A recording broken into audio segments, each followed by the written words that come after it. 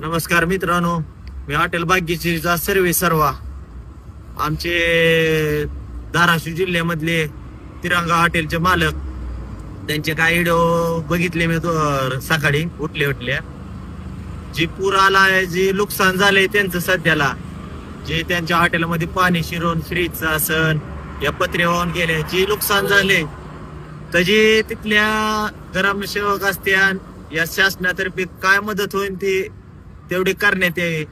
कारण की आज युवा उद्योजक घडवण्या म्हणजे आज युवा उद्योग आपल्या धाराशिव जिल्ह्यामधला काय मदत होईल शासनाकडून तेवढी करण्यात यावी, हीच माझी नम्रतेची विनंती आहे.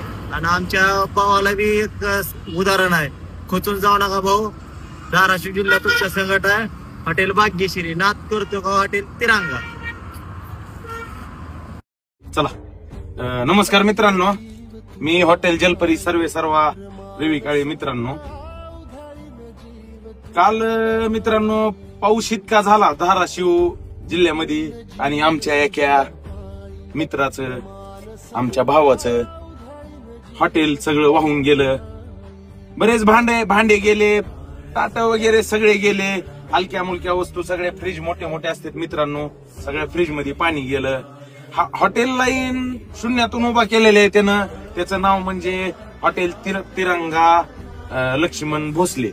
तर मित्रांनो, माझं एकच म्हणण्याचा उद्देश आहे की बाबा आपल्या भावासाठी आपल्या हॉटेलवाल्यानं सगळ्यानं एक रील सोडावी आणि त्याला कुठून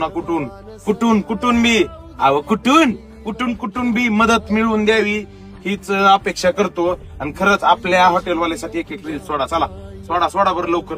धन्यवाद मित्र. नमस्कार मित्रांनो, मी लखनदादा माने, हॉटेल 7777चा सर्वा. आपण गेल्या 2 दिवसापासून एक व्हिडिओ पाहतोय, म्हणजे तो व्हिडिओ आपले मित्र लक्ष्मण भोसले आणि हॉटेल तिरंगाचे सर्वा निसर्गाच्या आपत्तीमुळे नदीला पूर आल्यामुळे त्यांच्या हॉटेलमध्ये पूर्ण पाणी झालं, नुकसान पण झालेलं आहे. खंत वाटलं, वाईट वाटलं. आणि जो अनकाल एवढं मात्र बघायला भेटलं की जो आपल्या व्यवसायावर किती प्रेम करतो आणि छोट्याशा टपरीपासून मोठ्या हॉटेलमध्ये रूपांतर करण्यापतवर किती कष्ट असतं त्या मालकाला, ते काल त्यांच्या डोळ्यातून आलेल्या अश्रूतनं कळलं. तर खंत वाटलं, वाईट वाटलं. कारण मी पण एक व्यावसायिक आहे. आपला व्यवसाय आपल्या डोळ्यासमोर पाण्यात जातोय आणि बघताना त्या मालकाला काय वाटत असेल, त्याच्या भावना काय असतील मी समजू शकतो. तर लक्ष्मणला एकच सांगेल, रडायचं नाही, आता लढायचं. आणि असल्या कितीतरी अडचणीत खंबीरपणे आपल्याला मराठी उद्योजकाला आणि मराठी माणसाला उभं राहता येतं, हीच एक सांगेल. दुसरा एक विषय, प्रशासन असेल, तिथले तलाठी कोण असतील तर लवकरात लवकर तुमच्या येऊन हॉटेलवर तुमची ती पाहणी करून पंचनामा करावा आणि जो काय नुकसान झाले त्याची भरपाई द्यावी, हेच एक सांगेल. आणि तुम्ही एकटं नाही, तुमच्यासोबत सर्वच महाराष्ट्रातला एक मराठी उद्योजक आणि मराठी युवक तुमच्या सोबत आहे.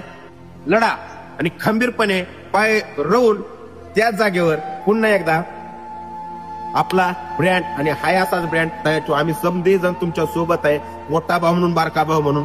तर धन्यवाद लक्ष्मण भाऊ.